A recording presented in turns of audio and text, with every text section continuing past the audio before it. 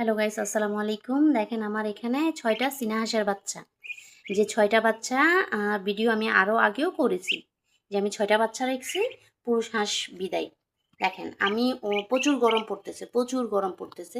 ওদেরকে রাখছি কীভাবে দেখেন, এই যে পাটের বস্তা যেটাকে বলা হয়, এরপরে এটার উপর নেট দিছি। নেট দিয়ে দেখলাম যে আবার এদের খুব গরম লাগতেছে, তো তারপরে আমি পানির ছিটকা মানে পানি স্প্রে যেভাবে করে, আমার তো স্প্রে নাই, আমি হাত দিয়ে ছিটকা ছিটকা দিয়ে দিয়ে ওদের শরীরটা হালকা করে ভিজাই দিছি। দেখেন ওদের শরীরে এখনো ভিজা ভিজা শরীরে, এই দেখছেন ওদের শরীর একটু একটু ভিজা ভিজা।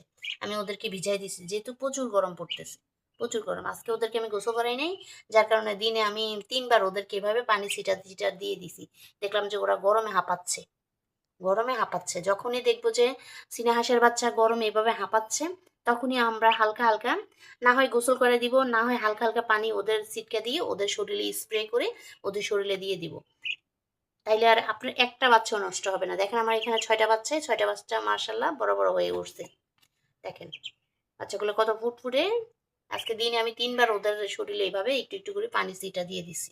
এই যে দেখেন এখনো ওদের শরীর ভিজা, যেহেতু গরম পড়তেছে, প্রচুর গরম, আমরা মানুষই সহ্য করতে পারি না, ওরা হাঁস কিভাবে পারবে। এই যে দেখেন, কেন বাচ্চা বাবা নষ্ট হবে? একটু সেবা করতে হবে, বুঝতে হবে, শিখতে হবে, জানতে হবে, অভিজ্ঞতা অর্জন করতে হবে, তাইলে আর বাচ্চা নষ্ট হবে না।